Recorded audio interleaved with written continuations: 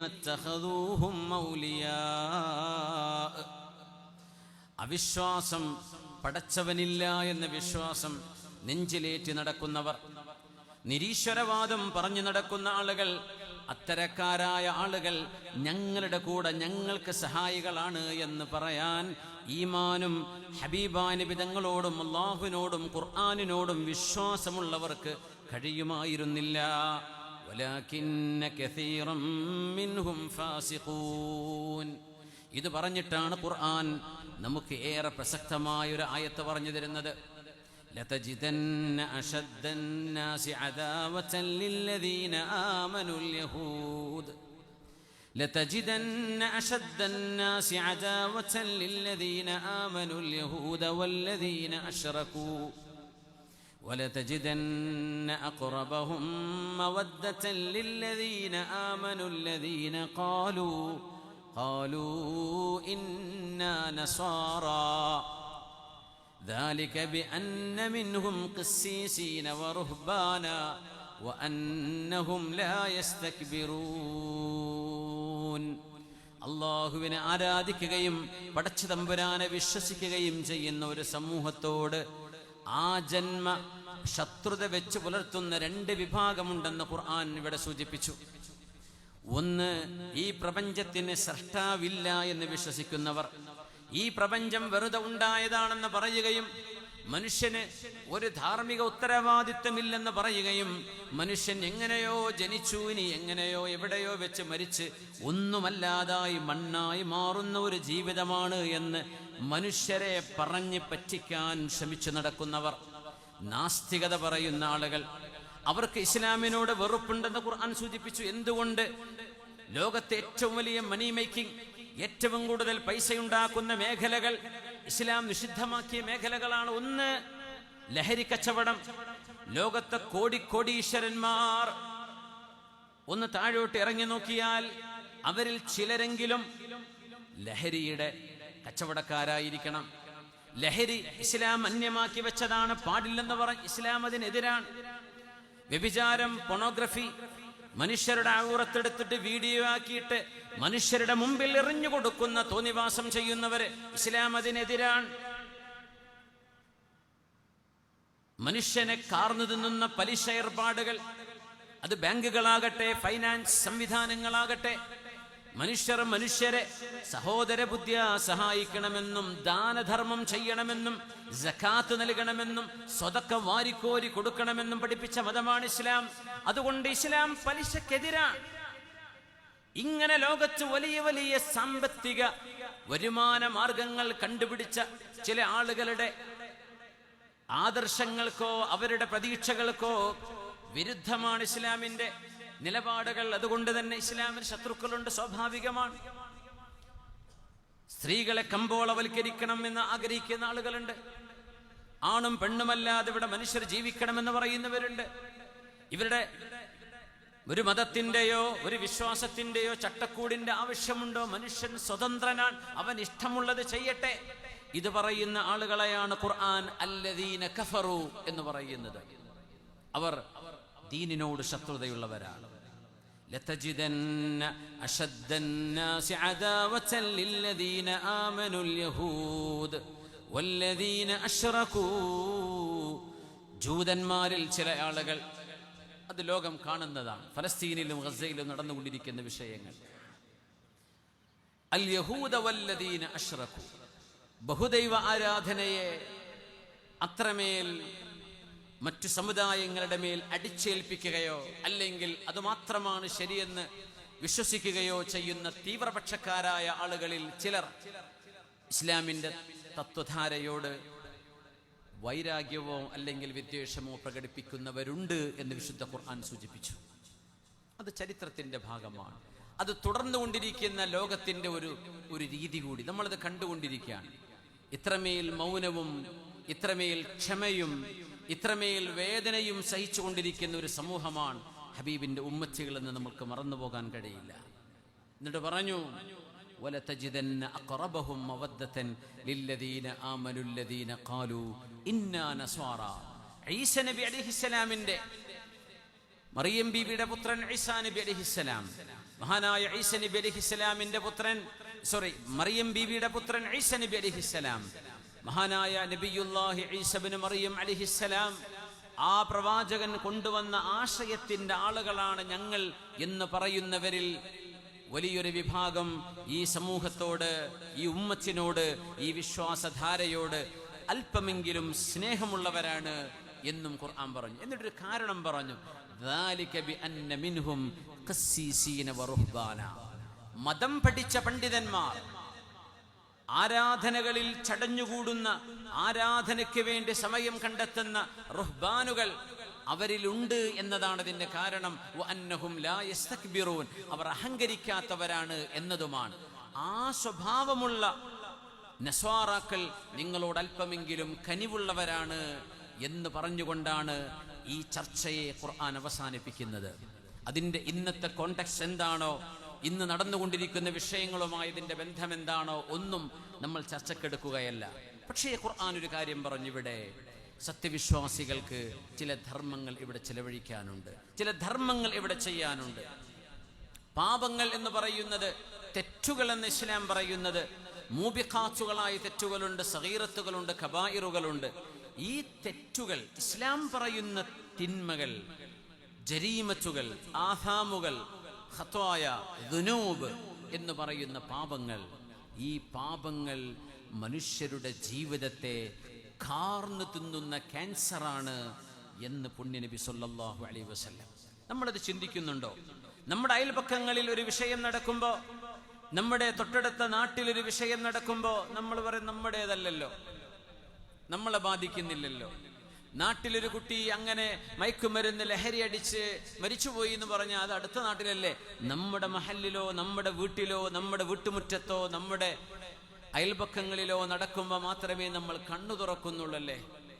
എല്ലാ പാപവും ഈ ഭൂമിക്ക് ഭാരമാണ്, എല്ലാ തെറ്റുകളും ഈ ഭൂമിക്ക് ഭാരമാണ്. പടച്ചവനോട് നമ്മൾ പറഞ്ഞയച്ചത് തെറ്റുകൾ ചെയ്യാനല്ല. നമുക്കറിയുമോ, ഭൂമിയിൽ മനുഷ്യർ വരുന്നതിന്റെ മുമ്പ് ഇവിടെ മലക്കുകൾ ജീവിച്ചിരുന്നു എന്നാണ് ചരിത്രം. ജിന്നുകൾ ഉണ്ടായിരുന്നു. ജിന്നുകൾക്ക് മുമ്പ്, ജിന്നുകളുടെ കാലഘട്ടത്തിന്റെ ആ കാലഘട്ടത്തിലും അള്ളാഹുവിന്റെ മലക്കുകൾ ഇവിടെ ജീവിച്ചിരുന്നു ഈ ഭൂമിയിൽ. നമ്മൾ എത്ര പേർ അത് മനസ്സിലാക്കിയിട്ടുണ്ട്? അള്ളാഹു മനുഷ്യരെ പടക്കുന്നു എന്ന വിഷയം മലക്കുകളുമായി ചർച്ച ചെയ്യുന്നത് സൂറത്തുൽ ബഖറയിൽ കാണാം. വേറെയും സൂറത്തുൽ കഹ്ഫിലുണ്ട്. ഒരുപാട് സൂറകളിൽ അള്ളാഹു ആവർത്തിച്ചിട്ടുണ്ട് ആദം നബി അലൈഹിസ്സലാമിന്റെ സൃഷ്ടിപ്പിന്റെ ചരിത്രം.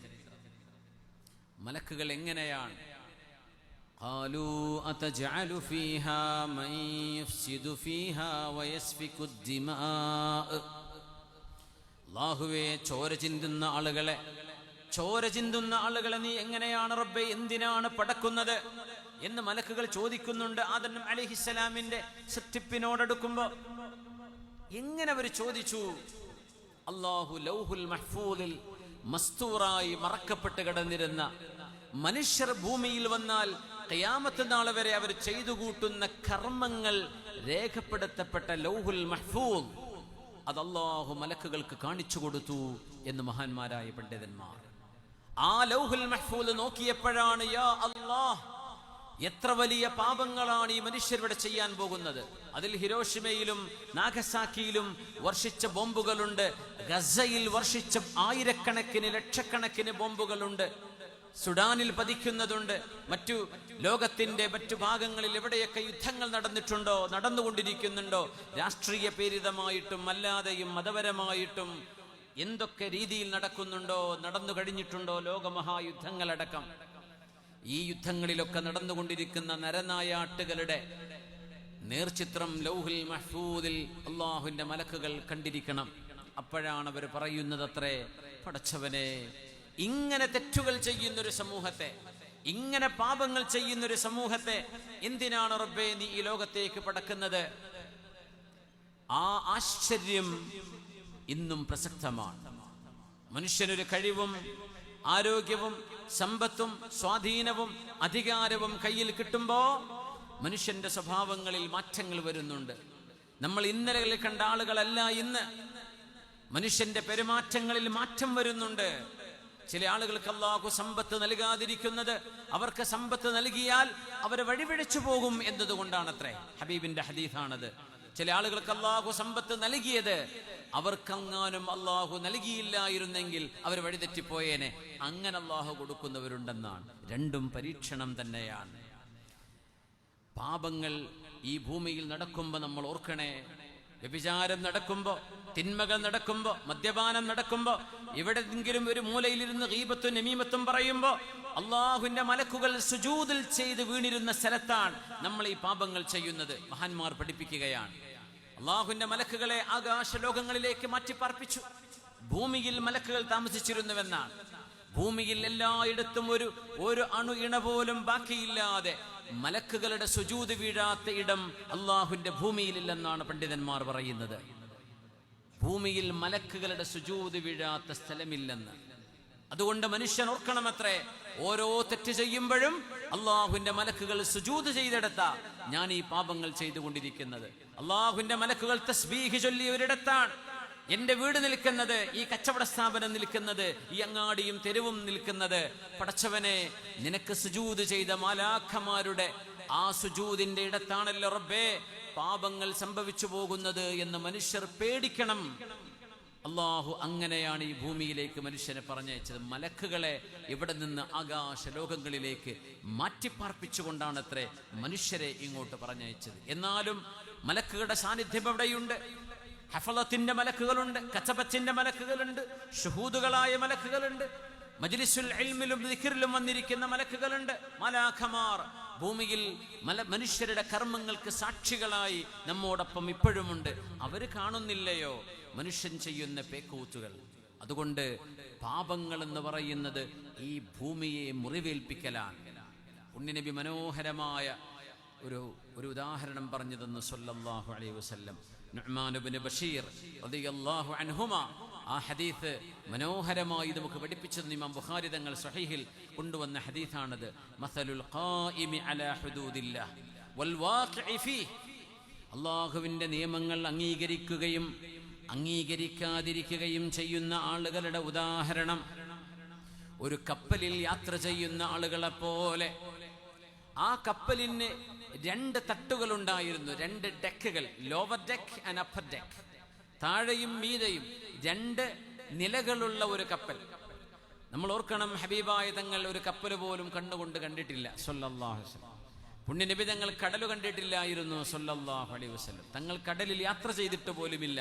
പക്ഷെ എത്ര മനോഹരമായിട്ടാണ് വഹീന്റെ വെളിച്ചത്തിൽ ഇതൊക്കെ തങ്ങൾ പറഞ്ഞു തരുന്നത്. 2 നിലകളിൽ കഴിയുന്ന 2 വിഭാഗം ആളുകൾ. അവര് ടോസിട്ടു, നറുക്കിട്ടു. ആരാണ് കപ്പലിന്റെ താഴത്തെ തട്ടിൽ നിൽക്കേണ്ടത്, ആരാണ് മീതെ തട്ടിൽ നിൽക്കേണ്ടത്? ഒരു വിഭാഗം ആളുകൾക്ക് താഴെ തട്ടിലാണ് സീറ്റ് കിട്ടിയത്, ബാക്കിയുള്ള ആളുകൾക്ക് മീതെയാണ് സീറ്റ് കിട്ടിയത്. അങ്ങനെ കപ്പലിൽ അവർ യാത്ര ചെയ്തുകൊണ്ടിരിക്കുകയാണ്. അവർക്ക് കഴുകാനും പിടിക്കാനൊക്കെ വെള്ളം വേണം, കുടിക്കാനാവണമെന്നില്ല. കടലിലെ ഉപ്പുജലമല്ലേ.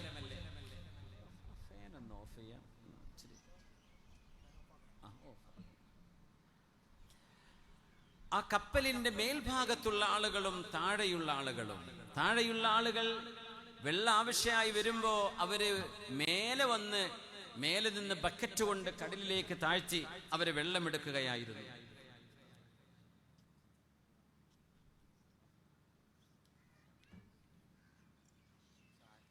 ബഹുമാന്യരായ നെല്ലായ ഉസ്താദ് അവറുകൾ യാത്ര ചോദിക്കുകയാണ്. അല്ലാഹു മഹാനവറുകൾക്ക് ആയുരാരോഗ്യവും ആഫിയത്തും സലാമത്തും അല്ലാഹു നൽകട്ടെ. പതിറ്റാണ്ടുകളായി ദീനി ദർസി രംഗത്ത് സേവനം ചെയ്തുകൊണ്ടിരിക്കുന്ന മഹാനവറുകൾ വലിയൊരു വെളിച്ചമാണ്.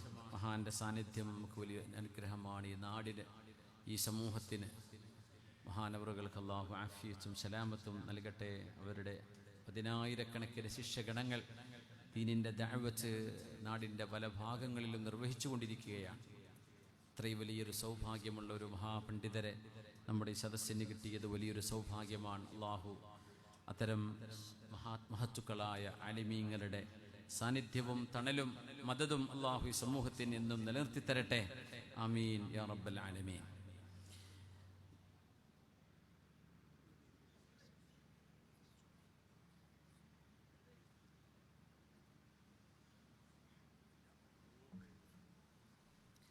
قال رسول الله صلى الله عليه وسلم مثل القائم على حدود الله والواقع فيها അള്ളാഹുവിൻ്റെ നിയമങ്ങൾ അനുസരിക്കുകയും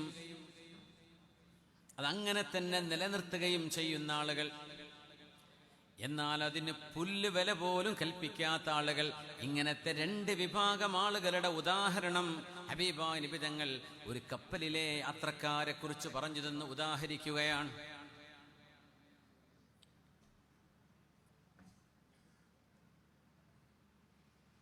കമസലി ഖൗമിൻ ഇസ്തഹമു അലാ സഫീന, ഒരു കപ്പലിൽ കയറാൻ നറുക്കിട്ട ആളുകൾ, അവരിൽ ചില ആളുകൾ താഴെ തട്ടിലും ചിലർ മീതെ തട്ടിലുമാണ്.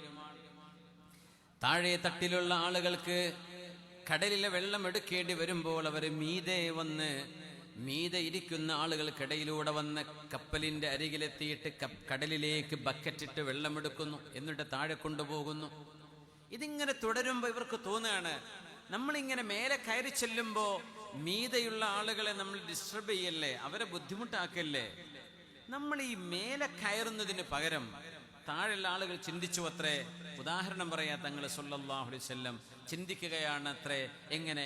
ഞങ്ങൾ മേലെ പോവാതെ ഈ കപ്പലിന്റെ ഒരു പോർഷൻ, ഒരു ചെറിയൊരു പലക അങ്ങോട്ട് അടർത്തിയെടുത്താൽ താഴെ വെള്ളം നമുക്ക് കിട്ടുമല്ലോ, നമ്മൾ മേലെ പോവേണ്ട കാര്യമില്ലല്ലോ എന്ന് ചിന്തിക്കുകയും, അവരെങ്ങാനും ആ കപ്പലിന് ദ്വാരമുണ്ടാക്കാൻ പ്ലാൻ ചെയ്യുമ്പോൾ മീതെയുള്ള ആളുകൾ ഐക്കോട്ടെ